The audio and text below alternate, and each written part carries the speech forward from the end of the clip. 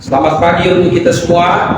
Tuhan, pagi hari ini kita dapat kumpul berjemaat. Itu adalah rahmat dan kasih karunia daripada Tuhan Yesus Kristus. Ada banyak peristiwa yang kita lalui selama 1 minggu, dan tentu di dalam semua perjalanan yang kita lalui selama 1 minggu ada banyak pergumulan, ada banyak harapan, ada hal yang sudah kita capai dan ada hal yang sedang kita harapkan. Nah, Bapak Ibu Saudara yang saya kasih dalam Tuhan, sebagai orang-orang yang telah diselamatkan, kita sangat bersyukur kalau kita membaca Alkitab, menyelidiki Alkitab, dan kita melihat perjalanan sejarah umat manusia, maka tidak ada buku yang lebih sempurna daripada Alkitab. Alkitab adalah buku yang paling sempurna di dunia. Tidak ada buku yang bisa mengisahkan catatan sejarah manusia secara runtut, dari sejak manusia diciptakan sampai pada akhir dunia. Tidak ada buku yang seperti Alkitab. Tidak ada sejarawan yang menandingi, menyaingi tulisan-tulisan sejarawan. Tidak ada yang dapat menyaingi Alkitab. Ada arkeolog liberal yang berupaya untuk menyerang otoritas Alkitab.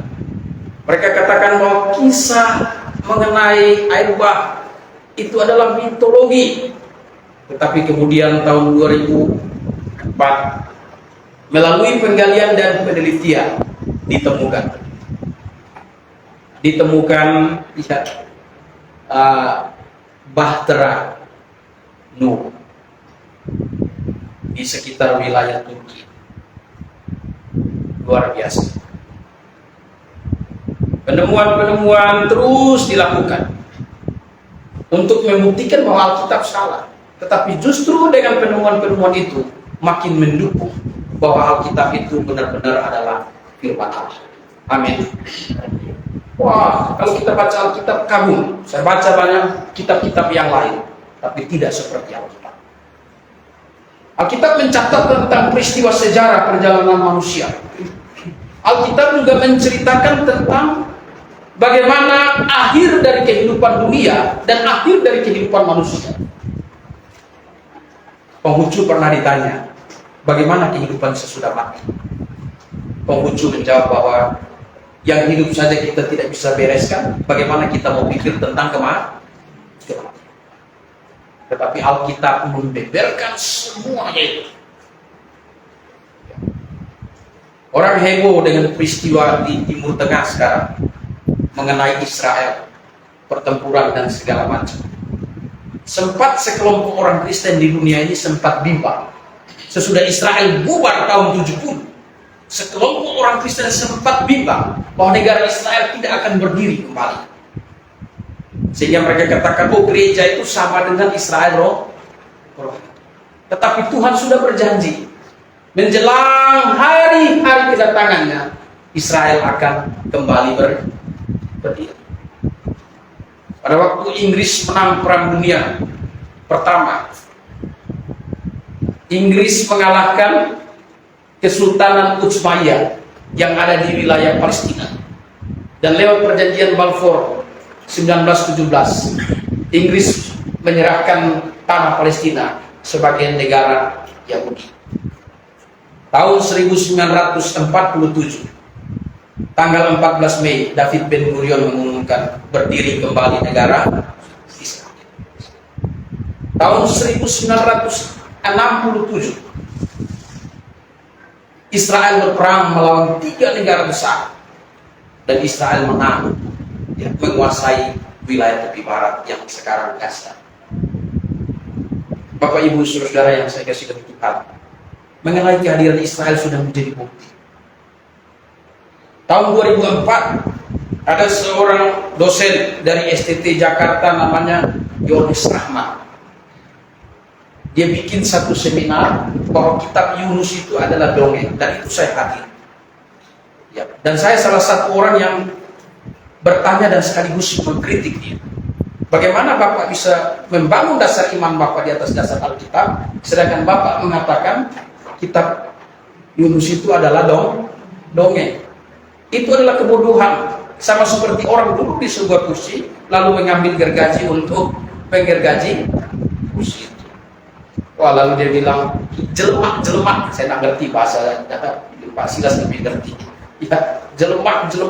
Itu yang sering kutip ayat katanya. Lalu dia bilang, tulang belulang Yesus telah ditemukan. Dia mau katakan bahwa Yesus tidak bangkit. Tetapi sejarah membuktikan Yesus bangkit tidak tersembunyi di bawah kolong jembatan. Ya, Yesus bangkit tidak tersembunyi di gua. Tetapi Yesus bangkit menyatakan diri kepada banyak orang. Sehingga orang-orang yang menyaksikan kebangkitan Yesus, mereka memberitakan kebangkitan Yesus, dan mereka rela mati untuk pemberitaan mereka. Karena mereka yakin apa yang mereka beritakan adalah sebuah kebenaran. Amin. Itulah hebatnya Alkitab. Dari semua sisi ilmu pengetahuan segala macam, Alkitab membuktikan dirinya adalah firman Allah. Masih kita ragu? Tidak seharusnya. Amin. Dari masalah iman, Alkitab mengatur secara detail tentang prinsip-prinsip iman. Dari masalah moral, Alkitab mengatur secara detail mengenai prinsip moral. Amin. Kasihilah musuh. Jangan membalas kejahatan tetapi kalahkanlah kejahatan dengan kebaikan. Kalau yang satu bilang apa? Halal bagimu darah orang kafir. Alkitab tidak. Karena apa? Alkitab adalah satu kitab yang isinya langsung diinspirasikan oleh Allah. Karena Allah yang memberikan inspirasi adalah Allah yang maha benar, Allah yang maha adil, Allah yang maha suci, dan Allah yang maha tahu, dan Allah yang maha kuasa. Maka Alkitab menceritakan seluruh proses. Dalam kemahatauannya Allah telah menyampaikan wahyunya kepada manusia melalui Alkitab mengenai proses dunia, awal dunia dan akhir dunia.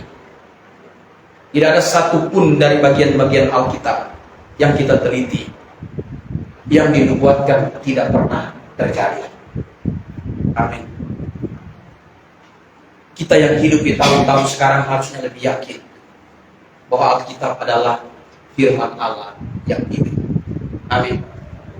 Ini yang harus kita pegang Bapak Ibu. Banyak orang bertanya, kok kita ini sebenarnya nenek moyang kita dari mana? Banyak kisah, ada kitab yang bilang dunia ini terjadi dari tiga bakul yang berisi telur.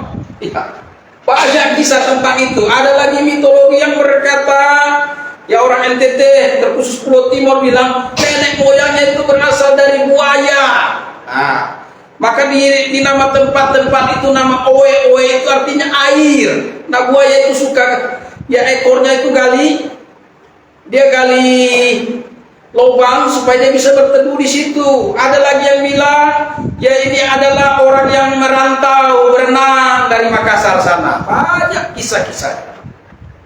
Kalau di Kalimantan Barat nenek saya cerita, ya manusia ini adalah yang jadi manusia adalah mereka pada waktu perang yang dapat parang mandau jadi manusia, yang tidak dapat mandau jadi monyet. Ya, wah, banyak kisah mitologi, tapi itu semua tidak bisa dibuktikan kebenarannya. Tapi kalau kita lihat proses Alkitab, peristiwa air bah, sesudah itu anak-anakmu 3, Sem, Ham, dan Yafet mulai jalan. Alkitab catat daerah-daerah mereka. Ya, yang Yafet tinggal di wilayah pesisir bagian barat, itulah orang-orang Eropa. Yang Ham dia jalan ke bagian selatan bumi, itulah orang-orang Afrika. Dan yang Sem jalan ke bagian timur bumi, itulah orang-orang Asia. Baru kemudian terjadi kawin campur. Ada yang tanya, mengapa orang Cina matanya sipit? Mengapa orang Korea, orang Jepang matanya ini? Itu perkawinan campur antara keturunan Sem dan keturunan Ham. Semua bisa dikisahkan dengan baik oleh Alkitab. Bapak Ibu Saudara yang saya kasihi Tuhan, pagi ini saya mau berkhotbah tentang kekuatan perkataan. Perkataan adalah sesuatu yang tidak jauh dari hidup kita. Bahkan perkataan adalah bagian dari hidup kita semua. Dan saya ingin menyampaikan mengenai satu tema, yaitu kekuatan dari perkataan. Coba kita buka Alkitab kita dari Amsal 18.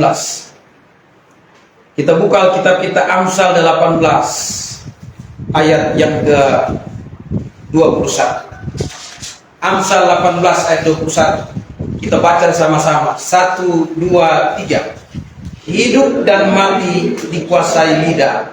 Siapa yang suka menggemakannya akan memakan buahnya. Hidup dan mati dikuasai lidah. Siapa yang suka menggemakannya akan memakan buahnya. Lidah itu berbicara tentang apa yang kita ucapkan. Lidah itu berbicara tentang apa yang kita perkatakan. Jadi Alkitab memberitahu bahwa hidup dan mati dikuasai lidah. Siapa yang suka menggemakannya akan memakan buahnya. Nah, perkataan kita, ucapan-ucapan yang kita ucapkan di dalam hidup, itu dikelompokkan menjadi dua kelompok besar, yaitu kelompok perkataan yang positif dan kelompok perkataan yang negatif. Kalau dibagi lagi, kita seringkali lebih senang menilai orang lain dengan perkataan yang negatif, dan kita lebih sering menilai diri kita sendiri dengan perkataan yang positif. Inilah kehidupan manusia. Bapak Ibu Saudara yang saya kasih dalam Tuhan Yesus Kristus, hidup dan mati dikuasai lidah. Kitab Yakobus bilang lidah itu kecil. Ya. Lidah itu kecil, tetapi lidah dapat mengendalikan segala sesuatu. Lidah yang kecil dapat mengendalikan hidup seseorang. Dari lidah bisa keluar perkataan yang positif. Dari lidah bisa keluar perkataan yang negatif. Dan kita akan belajar mengenai kekuatan dari perkataan. Coba kita buka satu kisah di dalam Alkitab. Matius pasal yang kita buka Alkitab kita. Matius pasal 8 ayat 5 sampai ayat 13. Kita baca sama-sama. Matius pasal 8 ayat 5 sampai ayat yang ke-13. Kita baca, paling bagusnya kita baca silih berganti. Saya baca ayat 5, Bapak Ibu jemaat sekalian baca ayat 6, demikian seterusnya. Ketika Yesus masuk ke Kapernaum, datanglah seorang perwira mendapatkan dia dan memohon kepadanya, Tuhan, hambaku terbaring di rumah karena sakit tubuh dan ia sangat menderita. Yesus berkata kepadanya, aku datang menyembuhkannya. Tetapi jawab perwira itu kepadanya, Tuhan, aku tidak layak menerima Tuhan di dalam rumahku. Katakan saja sepatah kata, maka hambaku itu akan sembuh. Sebab aku sendiri seorang bawahan, dan di bawahku ada pula prajurit. Jika aku berkata kepada salah seorang prajurit itu, pergi, maka ia pergi, dan kepada seorang lagi datang, maka ia datang, ataupun kepada hambaku, kerjakanlah ini, maka ia mengerjakannya. Setelah Yesus mendengar hal itu, heranlah ia dan berkata kepada mereka yang mengikutinya, aku berkata kepadamu, sesungguhnya emas besar ini tidak pernah aku jumpai pada seorang pun di antara orang Israel. Aku berkata kepadamu, banyak orang akan datang dari timur, dan barat dan duduk makan bersama-sama dengan Abraham, Ishak dan Yakub dalam kerajaan surga. Sedangkan anak-anak kerajaan itu akan ditempatkan dalam kegelapan yang paling gelap. Di sana akan terdapat ratap dan kata dingin. Lalu Yesus berkata kepada perwira itu, "Pulanglah dan jadilah kepadamu seperti yang engkau percaya." Maka pada saat itu juga semula hamba. Mari kita berdoa. Kami mengucap syukur kepada Tuhan. Saat ini kami akan merenungkan firman. Kami mohon Roh Kudus memberikan penerangan kepada kami semua, agar firman yang kami renungkan memberikan kekuatan, tuntunan bagi hidup kami semua. Mohon pimpinan Tuhan di dalam nama Tuhan kami Yesus Kristus.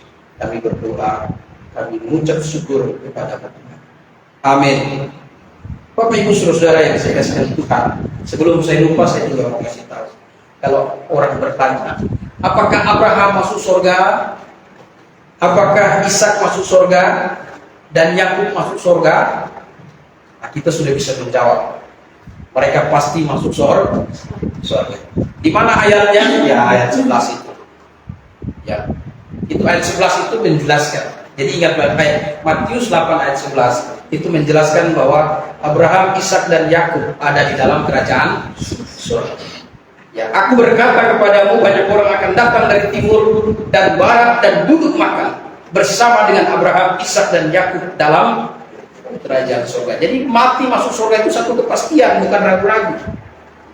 Tidak ada jawaban bilang Abraham. Kalau orang tanya kita, apakah Abraham mati masuk surga?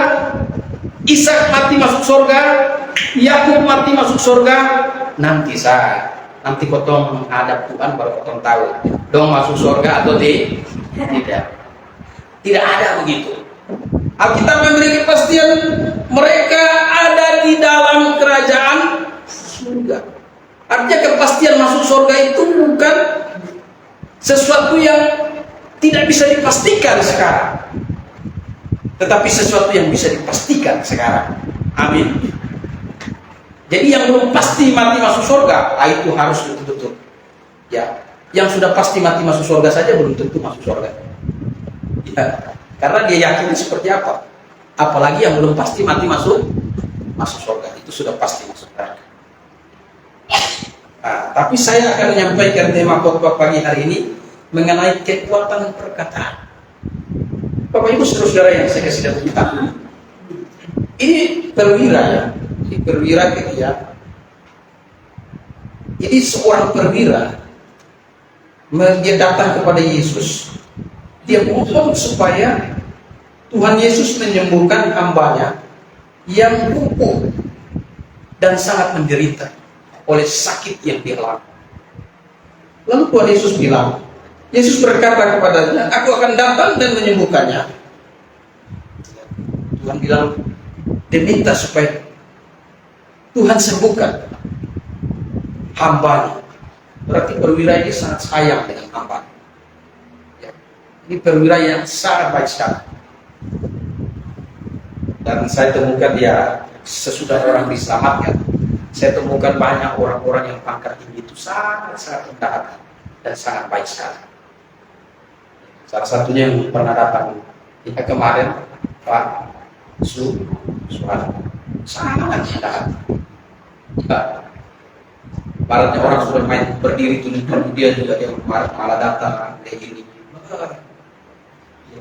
Karena sudah diselamatkan. Coba belum diselamatkan, wah harga ini nih. Ya betul lah.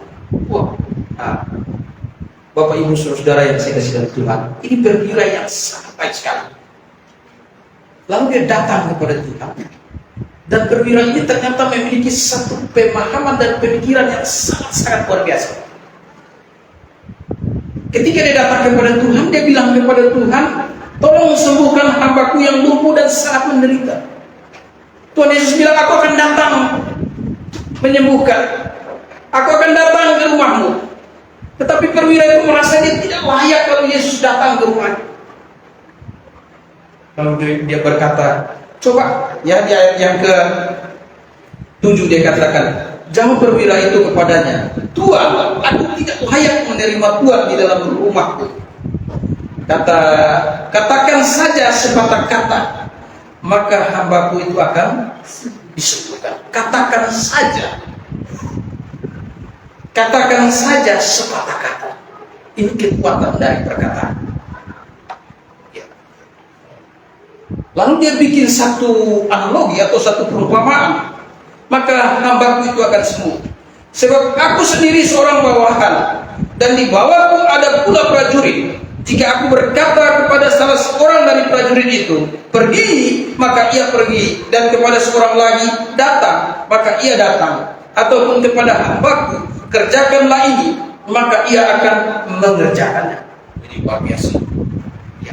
Katakanlah saja sepatah kata.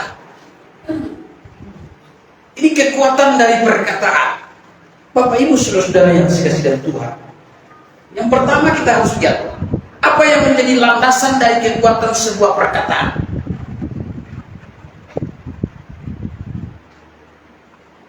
Saya ketika mengurus seminar kemarin, ya saya hanya ngomong negosiasi bagaimana begini. Tapi ketika saya pergi di OMC itu, saya pikir kalau saya orang biasa, perkataan saya itu tidak ada nilainya. Tapi ketika saya ngomong, ini dari Brigjen Purnawirawan Soeharto, ditanya, ini siapa lagi beliau?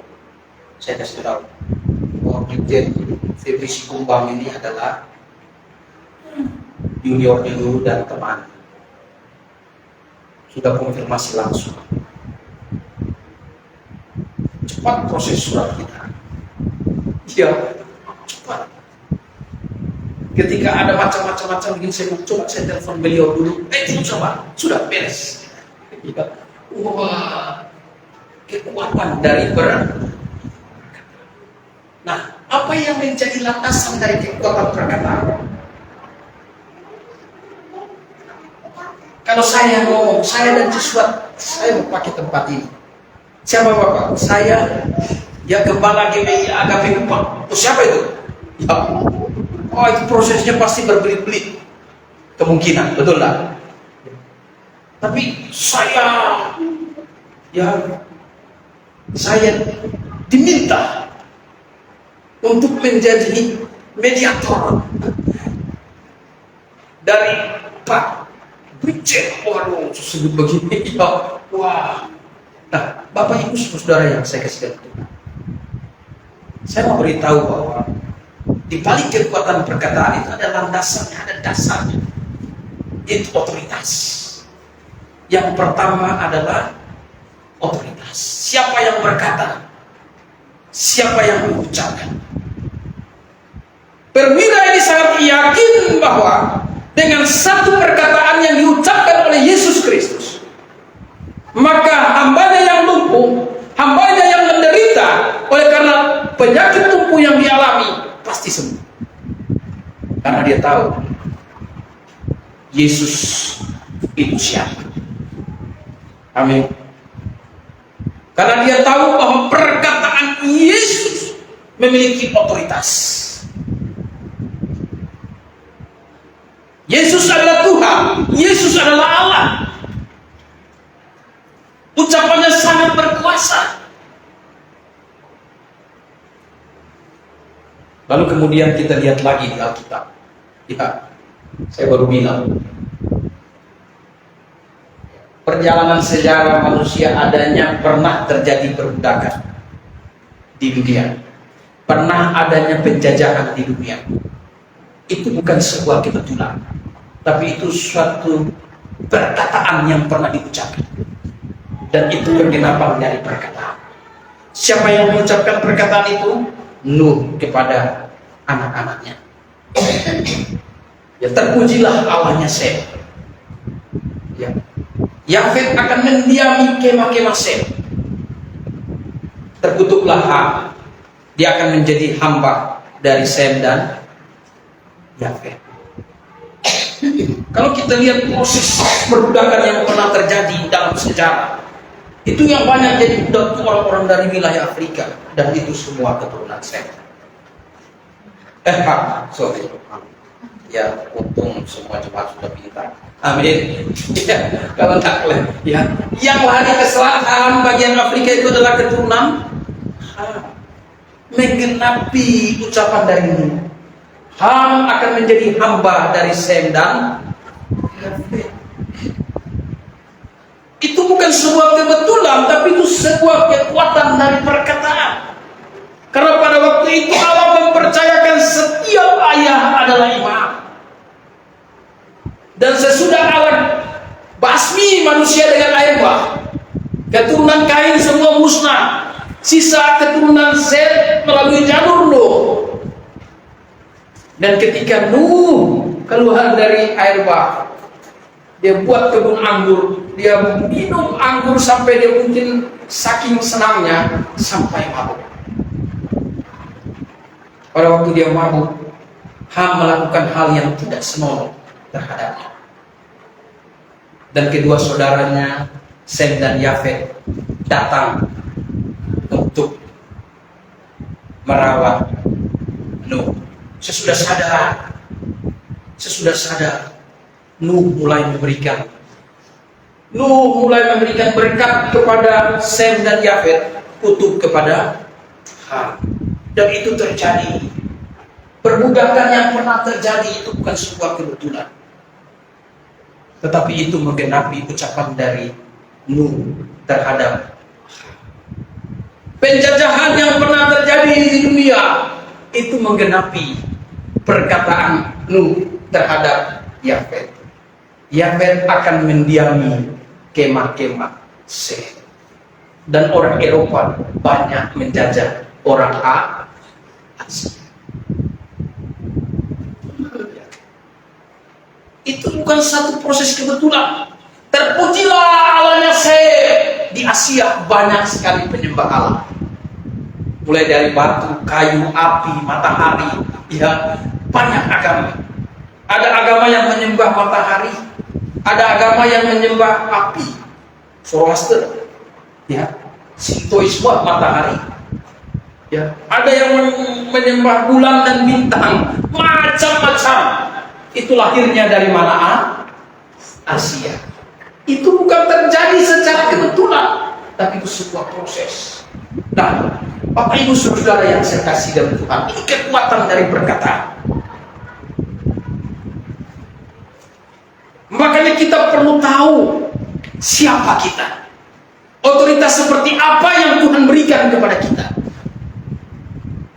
Dan kalau kita tahu siapa kita dan otoritas seperti apa yang Tuhan berikan kepada kita, maka otomatis kita bisa menjaga perkataan kita. Karena apa? Setiap perkataan kita memiliki kekuatan. Amin.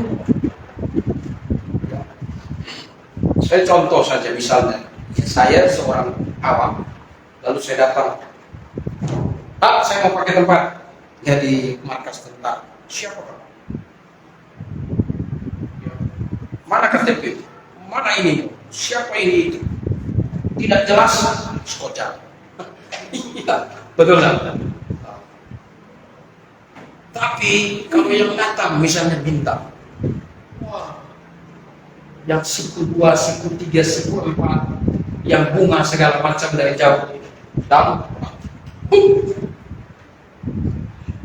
ya. Sudah beres? Siap dah, sudah. Kira-kira begitu. Karena punya otoritas. Coba yang awam bilang, tolong bersihkan itu. Wah, siapa? Iya, ini contohnya. Ini perwira ini bilang begitu. Kalau saya ngomong sepatah kata kepada bawahan saya, pergi ke sana, pergi ke sini, pergi. Coba yang awam suruh, kamu pergi ke sana. Ah, kamu aja sama level dan saya. Iya kan? Nah ini. Bapak Ibu Saudara yang saya kasih dalam Tuhan, satu hal yang kita lihat di dalam Alkitab, semua orang hari ini mendapat kasih karunia Allah. Amin. Dulu Tuhan pakai Israel sebagai bangsa yang begitu spesial, dan orang-orang yang lahir dari keluarga dan keturunan orang Israel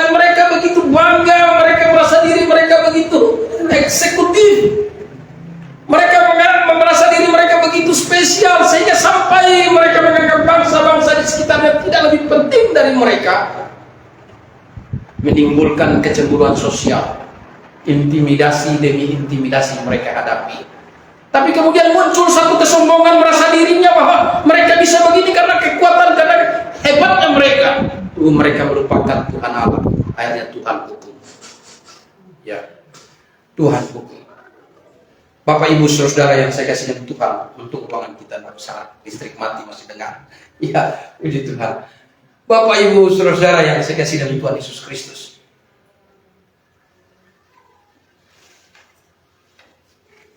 Israel menjadi spesial.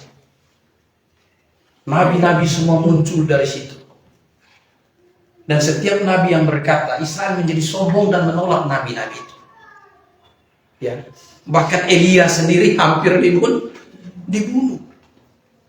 Ya, Elia. Nah, kekuatan dari perkataan. Nomor satu kita harus tahu, ya, dibalik daripada apa yang menjadi dasar kekuatan itu. Yang pertama adalah otoritas. Ya. Perkataan kita bisa sangat berotoritas kalau kita memiliki posisi yang tentu punya otoritas untuk memperkatakan itu. Kalau kita baca di Injil Markus yang tadi kita baca, ya, coba kita lihat Markus. Kita bisa buka Alkitab kita dalam Markus pasal 11 tadi. Ya. Markus 11. Kita bisa baca ayat 20 sampai ayat yang ke-25. Kita baca silih berganti. 1, 2, 3. Pagi-pagi ketika Yesus dan murid-muridnya, saya baca duluan ayat 20, Bapak Ibu baca ayat 21. Pagi-pagi ketika Yesus dan murid-muridnya lewat, mereka melihat pohon ara tadi sudah kering sampai ke akar-akarnya. Maka teringatlah Petrus akan apa yang telah terjadi. Lalu dia berkata kepada Yesus, "Rabi, lihatlah pohon ara yang untuk ini sudah kering." Yesus menjawab mereka, "Percayalah kepada Allah. Aku berkata kepadamu, sesungguhnya barang siapa berkata kepada gunung ini, beranjaklah dan cepatlah ke dalam laut, asal dia bimbang hatinya, tetapi percaya bahwa apa yang dikatakannya itu akan terjadi, maka hal itu akan terjadi baginya." Karena itu aku berkata kepadamu, apa saja yang kamu minta dan doakan, percayalah bahwa kamu telah menerimanya, maka hal itu akan diberikan kepadamu. Dan jika kamu berdiri untuk berdoa, ampunilah aku sekiranya ada barang sesuatu dalam hatimu terhadap seseorang, supaya juga kamu yang surga mengampuni kesalahan-kesalahanmu. Tetapi jika kamu tidak mengampuni, maka Bapamu yang di sorga juga tidak mengampuni kesalahan-kesalahan. Lihat ini perkataan. Jadi Tuhan ayat 23 bilang, aku berkata kepadamu, sesungguhnya barang siapa berkata kepada gunung ini. Nah, ini kekuatan berkata. Ya, Tuhan Yesus dengan kata-katanya dia kutuk itu pohon ara. Keesokan harinya 12, keesokan harinya sesudah Yesus datang dan ke-12 murid meninggalkan Betania, Yesus merasa lapar dan dari jauh ia melihat pohon ara yang sudah berdaun. Ia mendekatinya lalu melihat kalau ia mendapat pohon kalau ia mendapat apa-apa pada pohon itu. Tetapi waktu ia tiba di situ, ia tidak mendapat apa-apa selain daun-daun saja, sebab memang bukan musim buah ara. Maka katanya kepada pohon itu, jangan lagi seorang pun makan buahmu selama-lamanya. Dan ini perkataannya, jangan lagi seorang pun makan buahmu mati langsung. Ini kekuatan perkataan. Lalu murid-murid takjub, loh, kok Tuhan hanya omong begitu? Mungkin murid-murid simpang.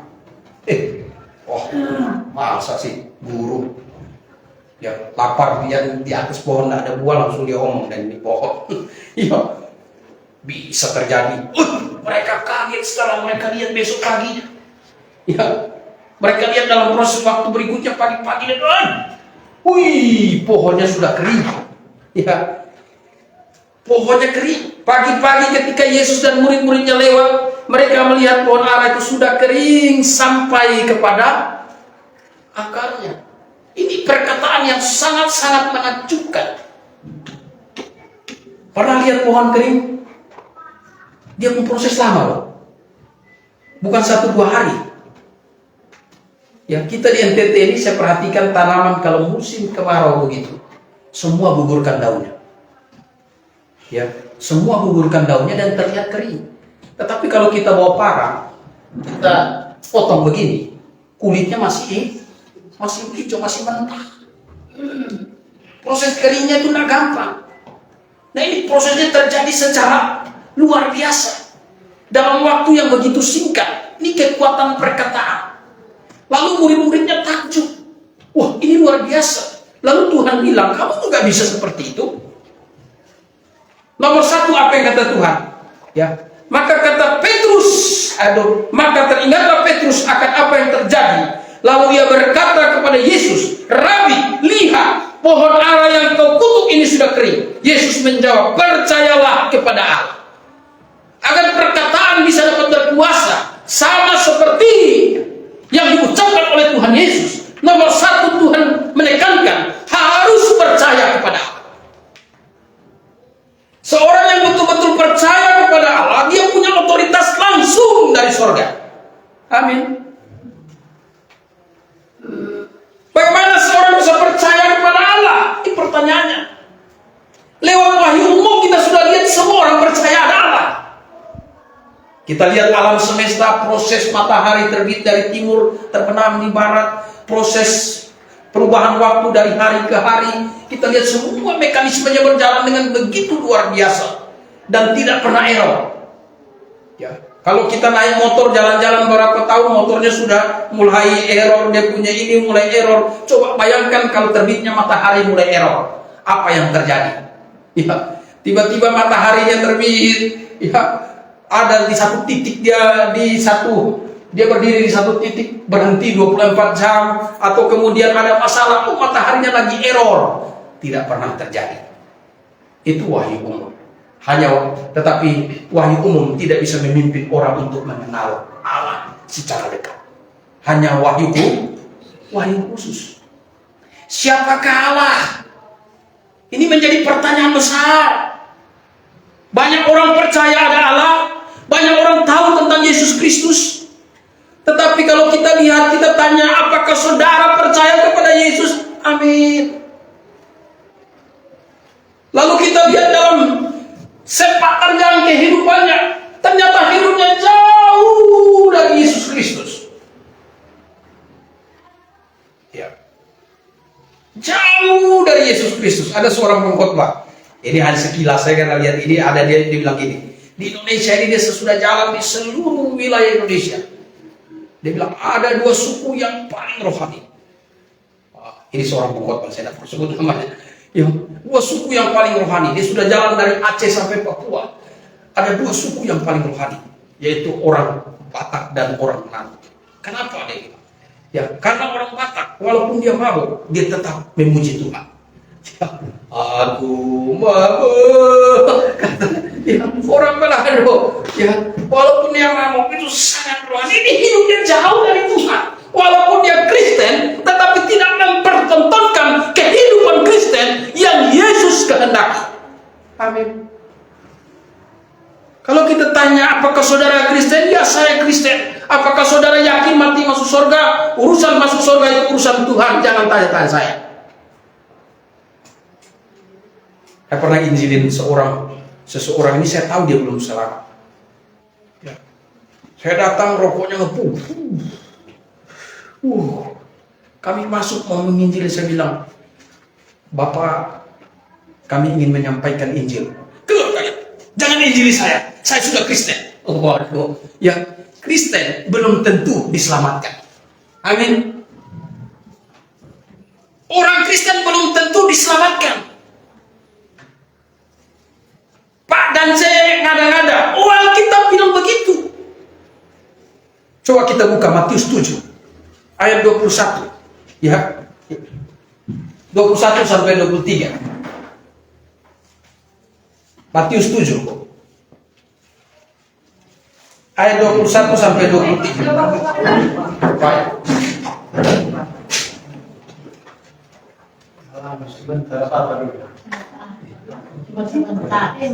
Ya, ini ada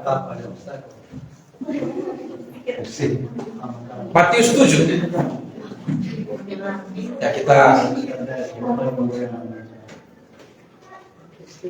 Matius 7 ayat 21 sampai 23. Kita baca sama-sama. Matius 7 ayat 21 sampai 23. 1, 2, 3.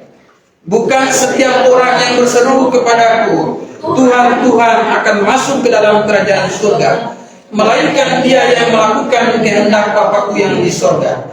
Pada hari terakhir banyak orang akan berseru kepadaku, Tuhan, Tuhan, bukankah kami bernubuat demi namamu dan mengusir setan demi namamu dan mengadakan banyak mujizat demi namamu juga? Pada waktu itulah aku akan berterus terang kepada mereka dan aku tidak pernah mengenal kamu, enyalah daripadaku kamu sekalian. Orang Kristen masuk neraka ini. Bukan Kristen sembarangan, Kristen pelayan. Lakukan mujizat, usir setan, bernubuat pakai nama Tuhan.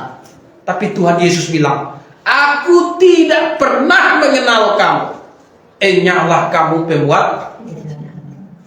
Kalau kita tanya-tanya, kok bisa ya? Seorang pelayan loh, nubuat loh, usir setan loh, mengadakan banyak mujizat loh, kenapa bisa masuk neraka? Ternyata ada jawabannya. Mengapa orang-orang itu bisa masuk neraka? Roma pasal 10 ayat 1 sampai 3. Coba kita baca. Ya, Roma pasal 10 ayat 1 sampai 3. Kita baca sama-sama. Roma pasal 10 ayat 1 sampai 3. Kita baca sama-sama. 1, 2, 3. Saudara-saudara, keinginan hatiku dan doaku kepada Tuhan ialah supaya mereka diselamatkan.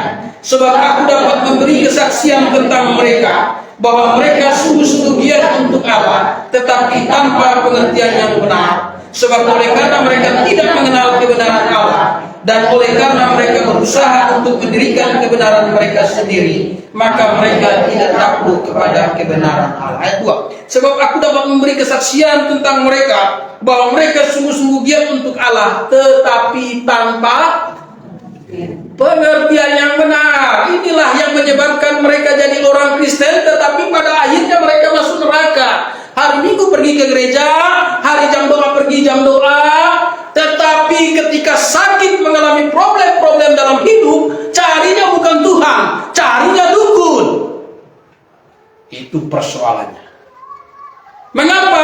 Karena mereka giat untuk Tuhan tanpa pengertian yang benar. Mereka giat, tapi mereka tidak tahu bahwa Tuhan sudah memberikan jaminan. Makanya kita harus percaya pada Allah. Bagaimana orang bisa percaya pada Allah?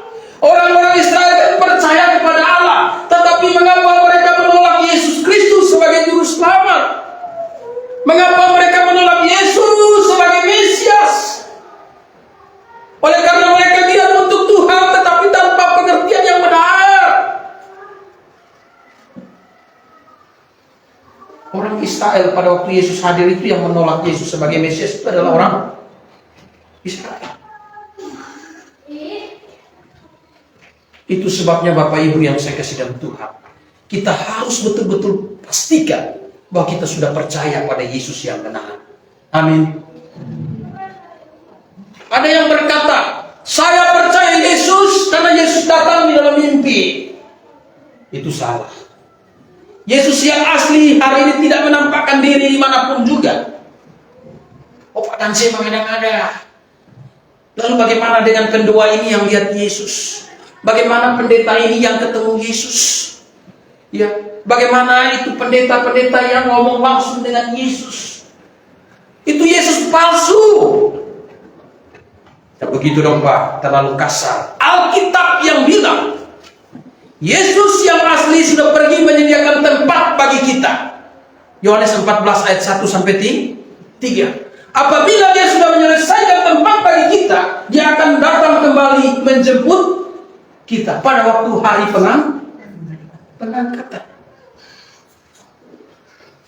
Yesus yang asli tidak menampakkan diri lagi, maka Yesus yang asli sudah berpesan kepada kita. Kalau kita lihat dia ada di padang gurun di Hendak, jangan pergi lagi. Amin. Iya.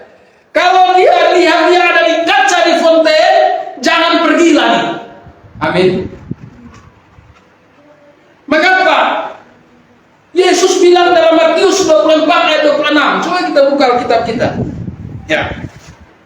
Matius 24 ayat 26. Kita baca sama-sama.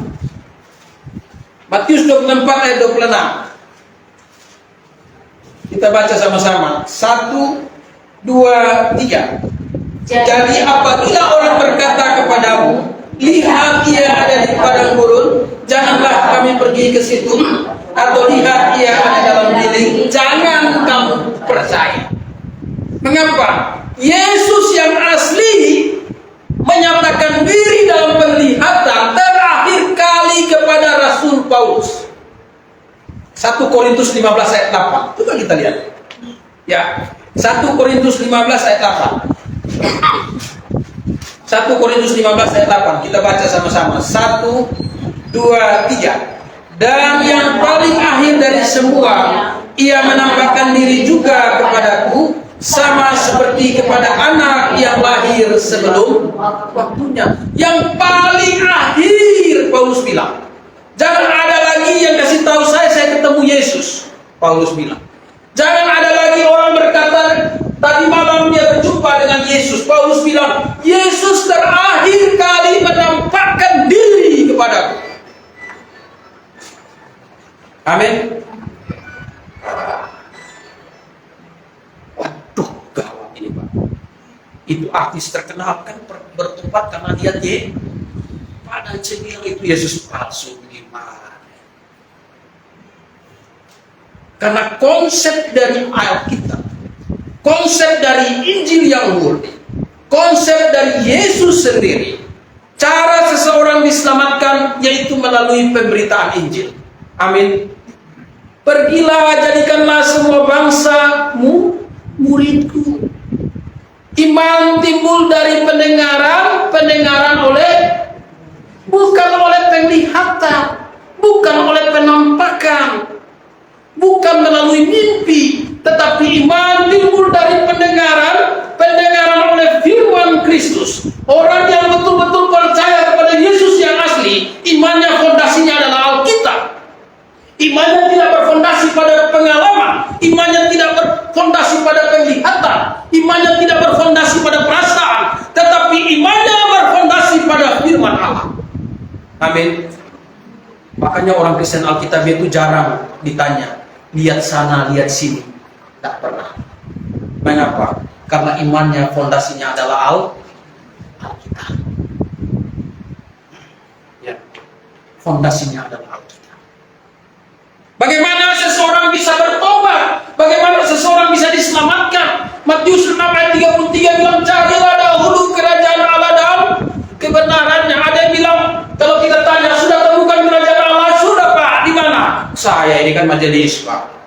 Siang malam tidur di gereja. Oh, hebat. Siang malam tidur di gereja. Ini jawaban yang keliru. Ini jawaban orang yang belum menemukan kerajaan Allah. Bagaimana cara menemukan kerajaan Allah? Yesus berbicara kepada Nikodemus, jikalau seorang tidak dilahirkan kembali, ia tidak dapat melihat kerajaan Allah. Pintu masuk untuk melihat kerajaan Allah, orang harus lahir baru. Nikodemus bingung, loh saya ini kan sudah tua, saya ini sudah ubanan. Apa saya perlu masuk kembali ke rahim ibu saya untuk dilahirkan kembali? Yesus berkata, jika engkau tidak lahirkan dari air dan roh, engkau tidak dapat masuk ke dalam kerajaan Allah. Lalu ada pendeta yang bilang, oh itu mau masuk surga baptis. Masuk surga baptis. Ada orang yang sudah di rumah sakit, sudah pasang infus di sini, infus macam-macam, di alat detektor segala macam sudah pasang, bawa dia ke kolam renang, baptis dia. Habis baptis mati. Itu orang masuk surga atau neraka? Ya. Yudas itu sudah dibaptis kok. Yudas Iskar, dia ke surga atau ke neraka? Hah? Ada satu YouTuber namanya Rudi Yohanes. Dia bilang Yudas masuk surga. Terus saya tidak tahu alasannya apa. Dia bilang, karena Yudas. Dia lagi gini. Saya pernah diskusi dengan dia, debat dengan dia lagi. Salah satu alasannya ya, tanpa Yudas tidak mungkin Yesus disalibkan. Wah, ngawur benar itu orang. Padahal Tuhan Yesus bilang, orang seperti itu lebih baik tidak dilahirkan dari rahim ibu. Celaka itu. Yudas mati itu neraka, itu sudah dibaptis. Baptisan tidak menyelamatkan. Amin. Nah, makanya kita tidak baptis bayi. Yang baptis bayi itu karena konsepnya baptisan menyelamatkan. Kasih dia meterai cepat-cepat, supaya kalau dia mati, dia masuk surga.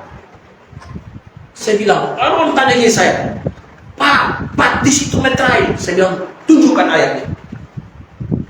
Tasan pernah dengar kok. Saya minta ayat. Baptis itu meterai. Pak, pasti sudah pernah dengar.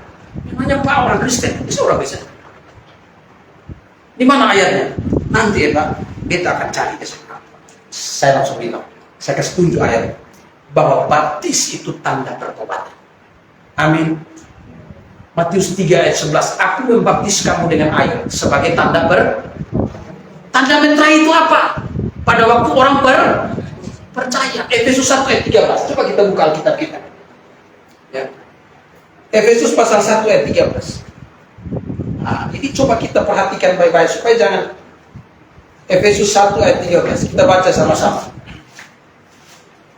Ya. 1, 2, 3. Di dalam Dia kamu juga, karena kamu telah mendengar firman kebenaran, yaitu Injil keselamatanmu. Di dalam Dia kamu juga, ketika kamu percaya, dimeteraikan dengan Roh Kudus yang dijanjikan. Dimeteraikan dengan Roh Kudus yang pada waktu kapan? Pada waktu bukan pada waktu dibaptis. Makanya baptisan itu tidak baptisan itu tanda Kalau baptisan menyelamatkan, iya, makanya tanda meterai. Tapi kita tidak setuju itu. Amin. Amin. Siapa yang di sini setuju baptisan itu menyelamatkan? Ada? Kalau yang setuju saya bilang ikut langkah Yudas. Dia sudah baptisan tidak menyelamatkan. Baptisan adalah tanda pertobatan. Orang yang pergi baptis itu bukan diberi, tapi memberi diri. Kisah Rasul 2 ayat 41. Coba kita lihat. Ya. Kisah Rasul 2 ayat 41. Kita baca sama-sama. Kisah Rasul 2 ayat 41. Kita baca sama-sama. 1, 2, 3. Orang-orang yang menerima perkataan itu memberi diri dibaptis, dan pada hari itu jumlah mereka bertambah kira-kira 3.000. Orang-orang yang menerima perkataan itu memberi diri, bukan diberi diri, tapi memberi diri. Sadar, terima Injil. Oh, saya sudah bertobat. Serahkan diri. Injil yang murni. Air di situ tidak berbicara tentang baptisan, tetapi air di situ berbicara tentang Injil Yesus Kristus. Pada waktu seseorang menerima Yesus sebagai Tuhan dan Juru Selamatnya dengan segenap hati, amin, dan juga diucapkan dengan mulut, kekuatan perkataan. Roma 10 ayat 9 dan 10. Jika kamu mengaku dalam hatimu bahwa Yesus adalah Allah. Coba kita baca supaya lebih pas kalimatnya. Roma pasal 10 ayat 9 dan 10. Kita baca Roma pasal 10 ayat 9 dan 10. Kita baca sama-sama. 1, 2, 3. Sebab jika kamu mengaku dengan mulutmu ini bahwa Yesus adalah Tuhan, dan percaya dalam hatimu bahwa Allah telah membangkitkan Dia dari antara orang mati, maka kamu akan diselamatkan. Karena dengan hati orang percaya dibenarkan, dan dengan mulut orang mengaku dengan mulut.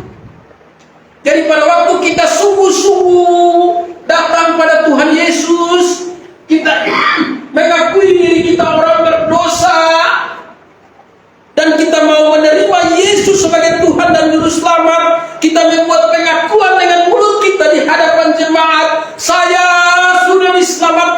Saya yakin Yesus yang mati di atas kayu salib telah menyelesaikan dosa-dosa saya. Dan sekarang saya mengucap syukur karena Yesus dosa saya sudah diampuni. Karena Yesus saya sudah dilepaskan dari kuasa kegelapan. Saya sudah dipindahkan dari kegelapan ke dalam kerajaan Allah. Dan itu diakui dengan mulut. Mengaku dengan mulut. Perubahan status kita berubah. Menjadi anak-anak. Menjadi anak-anak Allah. Bukan menjadi Allah. Ya, tetapi menjadi anak-anak Allah.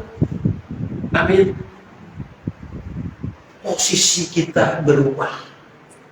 Dari bintang gelap menjadi bintang terang. Tadi tidak ada bintang. Sekarang sesudah orang lahir baru ada bintang. Maka perkataannya penuh otoritas. Amin. Statusnya sudah berubah.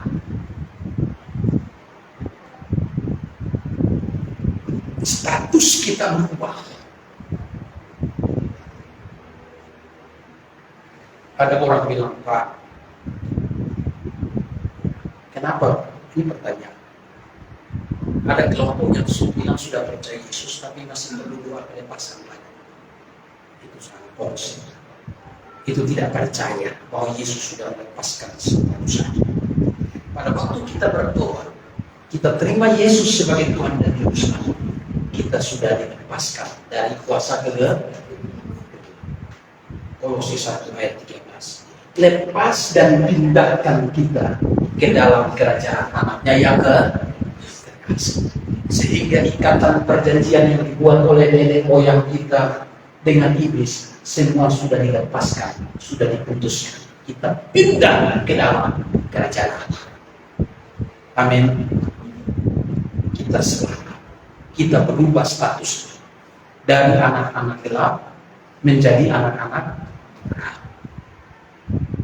Dan kita sudah dijamin semuanya dengan berkat Tuhan. Efesus 1 ayat 3. Di dalam Kristus kita sudah menerima segala berkat roh Tuhan. Pak, saya sudah terima segala berkat rohani, tapi kenapa hidup saya masih banyak pergumulan, masih banyak tantangan? Ya, karena masih hidup di dunia, iblis tidak senang. Maka kita harus menyalahkan itu dengan iman kita. Percayalah kepada Allah. Ketika kamu berkata gunung ini pindah, maka dia akan pindah. Itu perkataan yang sangat luar biasa. Ya. Artinya ketika seseorang memperkatakan sesuatu sesudah dia diselamatkan, dia punya otoritas. Amin. Hanya sekarang masing-masing kita ini mau gunakan otoritas kita atau tidak. Kita mau hidup di dalam kelemahan daging, atau kita mau hidup di dalam kekuatan dan pertolongan Roh Kudus. Aduh, pada firman memang begitu, Pak. Hanya saya sudah berusaha untuk memperkatakan. Hanya tidak mampan perkataan saya. Berarti levelnya mungkin bintangnya masih galak. Kalau bintang terang, bagaimana kita bisa menerima segala sesuatu dari Tuhan? Tuhan sudah jamin tadi kan, Markus 11 tadi, coba kita lihat. Markus 11, ya. Kita baca Markus 11.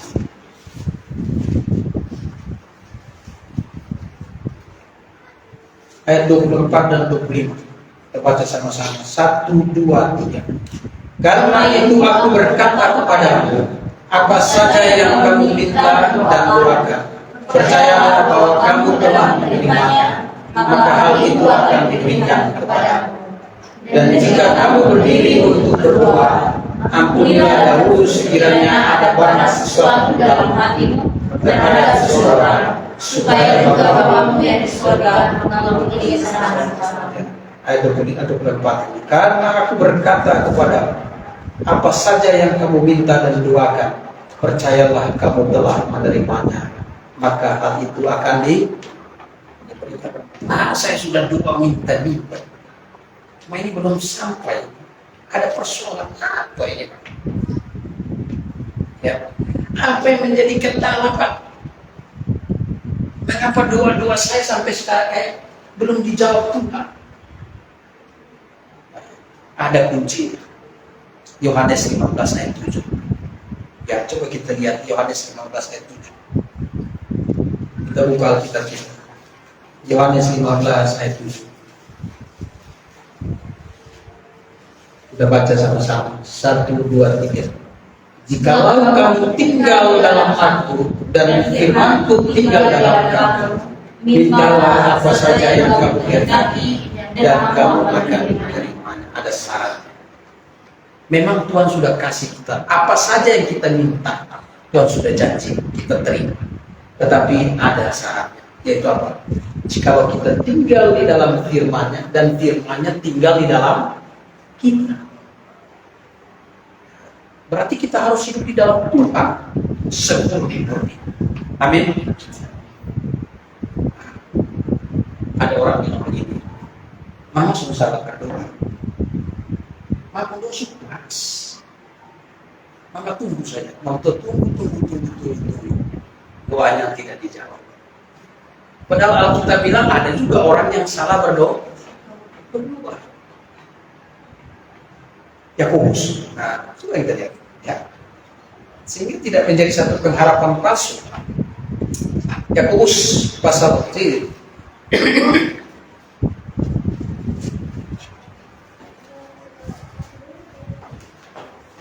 Yakobus pasal 4. Coba kita lihat. Ayat 2 dan 3. Kita baca sama-sama. 1, 2, 3. Kamu menginginkan sesuatu, tetapi kamu tidak memperolehnya. Lalu kamu mengerutu, kamu iri hati, tetapi kamu tidak mencapai tujuan iman.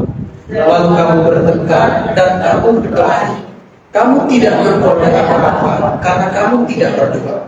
Atau kamu berdoa juga, tetapi kamu tidak menerima apa-apa karena kamu salah berdoa. Sebab apa yang kamu minta hendak kamu habiskan untuk memuaskan doa yang salah. Jadi Bapak Ibu Saudara sekalian, ya, kekuatan dari perkata kita sudah jadi anak Tuhan. Kita tahu kita punya otoritas, maka hati-hati di dalam berkata. Amin. Hati-hati, karena yang kita ucapkan itu bisa mendatangkan sesuatu yang baik bagi kita. Kamu akan mana? Kalau kita ucapkan yang negatif, hati-hati juga. Dengan yakin kita ngomong, emosi berat kita yakin ngomong, anak kita dasar orang iblis, betul-betul dia besar jadi anak iblis. Betul tak? Kita susah dikendalikan. Karena orang emosi itu ngomong dengan yang yakin. Hati-hati dengan perkataan kita. Hati-hati dengan ucapan kita. Kita diberikan otoritas. Bahkan Tuhan kasih janji berkat kepada Abraham. Orang yang memberkati engkau akan diberkati. Orang yang menguntungkan engkau akan terpuruk. Hati-hati. Jadi Bapak Ibu Saudara sekalian, kita yang hari ini sudah diselamatkan, kita punya perkataan itu memiliki kekuatan. Amin. Tetapi harus kita perkatakan dengan iman, dan kita harus betul-betul mengingat. Yohanes bilang, iman yang mengalahkan dunia. Mari kita buktikan dalam hidup kita masing-masing. Amin. Apa yang menjadi pergumulan kita, apa yang menjadi tantangan kita, apa yang menjadi harapan kita, boleh kita perkatakan dalam hidup kita dengan doa, dan kita hidup di dalam otoritas. Hidup dalam otoritas. Saya kasih contoh sederhana terakhir. Itu tentara itu kalau misalnya tentara, ya, dia bisa dari Jakarta datang itu, tentara datang, dia bintang 1. Lalu ada tentara yang pakai seragam, sikunya 4. Dia siku 4. Tapi tentara yang datang itu karena pakai pakaian biasa, dia pakai pakaian biasa. Jadi tentara yang di Kupang itu tidak kenal dia itu bintang 1. Waktu bintang 1 ngomong, Karena dia ini pasti hormat ini. Nggak hormat saya ini. Saya nggak pakai seragam. Karena dia masih pikir dia masih bintang satu. Padahal dia sedang tidak pakai seragam. Waktu dia perintahkan yang si 24, dan kamu ke sana. Kamu siapa berani perintah saya? Dia tidak pakai seragam. Dia kaget. Biasanya yang siku 4 setiap kali saya lewat. Iya, sekarang yang siku 4 kok saya ngomong enggak? Karena apa? Dia lupa pakai seragam. Dia balik lagi pakai seragam. Maafkan. Karena dia sudah lihat seragam sama seperti ini. Kalau kita hidup tidak di dalam Tuhan dan firman Tuhan tidak dalam kita, iblis orang akan hidup. Amin. Tetapi kalau kita hidup di dalam Tuhan dan firman hidup di dalam kita, maka iblis lari tergiring-giring dan kita akan memenangkan dunia ini.